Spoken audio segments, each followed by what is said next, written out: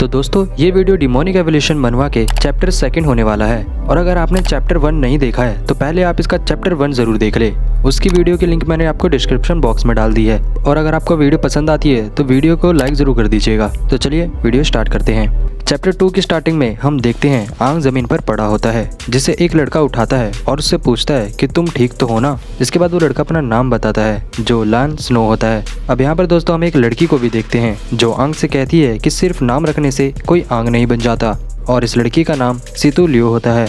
अब ये सुनकर अपना आंग चिढ़ जाता है और वो स्नो से पूछता है कि ये लड़की कौन है। तो स्नो आंग को बताता है कि इसका नाम सीतू लियो है और ये अपने बैच की टॉप वॉरियर में से एक है और तो और ये हिलियो सिटी के जाने माने फैमिली सीटू फैमिली की बड़ी बेटी है जो मार्शल आर्ट्स में टॉप पर है। ये सुनकर आंग कहता है कि सीतू फैमिली, आखिर ये नाम मुझे जाना पहचाना सा क्यों लग रहा है। जिसके बाद दोस्तों स्नो आंग को उठा देता है जिसे देखकर एक और लड़की इनके पीछे से आती है और वो इनकी पिक्चर क्लिक कर लेती है। अब आंग उस लड़की से पूछता है कि तुम कौन हो। जिसके बाद तो वो लड़की आंग को इग्नोर ही कर देती है क्योंकि वो और स्नो आपस में बात कर रहे होते हैं। फिर वो लड़की अपना नाम सुइजियो यूही बताती है और कहती है कि मुझे तुम दोनों की फ्रेंडशिप बड़ी अट्रैक्ट कर रही थी इसलिए मैंने तुम्हारी पिक क्लिक कर ली। अब इसे देखकर आंग को समझ आ जाता है कि ये लड़की सिर्फ मस्तीखोर है और कुछ नहीं। जिसके बाद दोस्तों सीन चेंज होता है और हम ग्राउंड का सीन देखते हैं जहाँ आंग कह रहा होता है कि भले ही ये बॉडी कमजोर है लेकिन मैं अभी भी स्ट्रॉन्गेस्ट वॉरियर तो हूँ ही और अब मैं ये सारे टेस्ट को यूं चुटकियों में क्लियर करके बड़े अच्छे ग्रेड्स लाऊंगा। जिसके बाद दोस्तों टेस्ट का पहला राउंड स्टार्ट हो जाता है जो लॉन्ग डिस्टेंस मैराथन होता है और इस रेस के स्टार्ट होते ही आंग बड़ी तेजी से भागता है और कहता है कि मैं अब एक न्यू रिकॉर्ड बनाऊंगा जो कोई नहीं तोड़ पाएगा। और दोस्तों ऐसा होता भी है क्योंकि आंग सबसे लास्ट प्लेस पे आता है और उसने सबसे ज्यादा टाइम लेकर लास्ट आने का रिकॉर्ड बनाया होता है। अब दोस्तों यहाँ बैक टू बैक 2 और टेस्ट होते हैं जिसमें आंग सबसे लास्ट में ही आता है जिसे देखकर वो बहुत ज्यादा शॉक हो जाता है कि सबसे लास्ट में मैं कैसे आ सकता हूँ। इसी बीच चेले पर नमक छिड़कने स्नो आता है और वो कहता है कि भाई तूने तो सबसे खराब रिजल्ट लाने में अपना नाम इतिहास के पन्नों में लिख दिया है। और दूसरी तरफ सुइजियो भी उसकी स्नैप ले रही होती है और उसे चिढ़ा रही होती है। ग्राउंड के साइड में ही हम देखते हैं कि एक कोच कैप्टन से कह रहा होता है कि कैप्टन वो लड़का आंग जो है वो किसी काम का नहीं है और उसके रिजल्ट भी बहुत खराब आ रहे हैं तो हमें उसे इसी राउंड में एलिमिनेट कर देना चाहिए। ये सुनकर कैप्टन उससे बोलता है कि मुझे तो उसके लिए कोई होप नहीं है लेकिन अगले राउंड में पार्टिसिपेट करना उसका अधिकार है तो वो अधिकार मैं उससे नहीं छीन सकता इसलिए उसे अगले राउंड में पार्टिसिपेट करने दो, क्या पता वही उसका आखिरी राउंड हो। जिसके बाद कैप्टन सेकंड राउंड को स्टार्ट करने के लिए बोलता है और वहां से चला जाता है। अब वहां ग्राउंड में एक अनाउंसमेंट होता है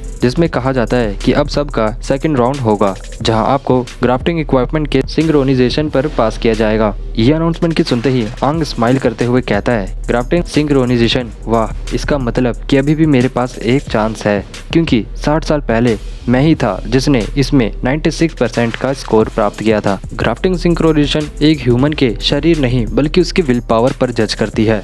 अब यहाँ दोस्तों आंग में एक अलग ही मोटिवेशन आ जाता है और वो कहता है कि इस बार मैं हाईएस्ट रैंक अचीव करूंगा और ये कहकर वो टेस्ट वेन्यू की तरफ आगे बढ़ जाता है। वेन्यू के अंदर आते ही वो ग्राफ्टिंग इक्विपमेंट के सूट को पहनकर कहता है कि 60 सालों में इसमें बहुत ज्यादा बदलाव आ गया है। दूसरी तरफ हम देखते हैं कि एक वॉरियर 39% सिंक्रोनाइजेशन लाया होता है और वो सीतू लियो ही होती है जिसे देखकर आंग कहता है कि ये कमाल की बात है कि वो 39% तक रीच कर गई, लगता है ये इस साल का न्यू रिकॉर्ड है। अब दोस्तों यहाँ सारे लौंडे सीतू को देखकर खुश हो रहे होते हैं और उसकी तारीफ कर रहे होते हैं। जिसके बाद सीतू भी बड़ी एटीट्यूड के साथ वहाँ से चली जाती है और एक रूम में आकर शर्मा रही होती है और कह रही होती है कि वाह सीतू, तूने तो कमाल ही कर दिया, तू 39 तक रीच कर गई। और बाहर सब मेरी ही तारीफ कर रहे थे। अब यहाँ पर दोस्तों फिर से सीन चेंज होता है और हम फिर से आंग को देखते हैं जिसके पास शो आता है और वो उससे कहता है कि सच में यार वो बहुत ज्यादा स्ट्रॉन्ग है ना। तो आंग कहता है कि हाँ वो है तो सही।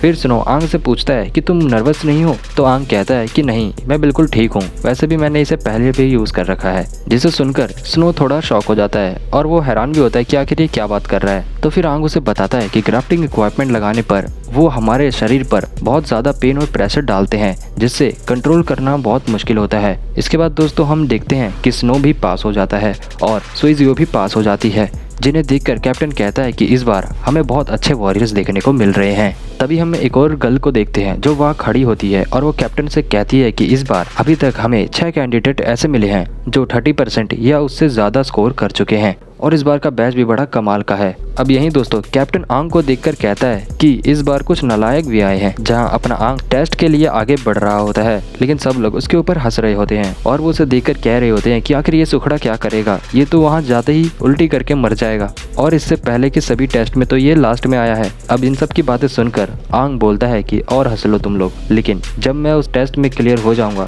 तब तुम्हारे दांत झड़ जाएंगे। और ये कहकर दोस्तों हमारा ये चैप्टर यहीं पर एंड हो जाता है। तो आपको ये चैप्टर कैसा लगा कमेंट सेक्शन में कमेंट करके जरूर बताइएगा, और अगर आपको ये वीडियो पसंद आई हो तो वीडियो को लाइक जरूर कर दीजिएगा। मिलते हैं नेक्स्ट एपिसोड में, तब तक के लिए गुड बाय।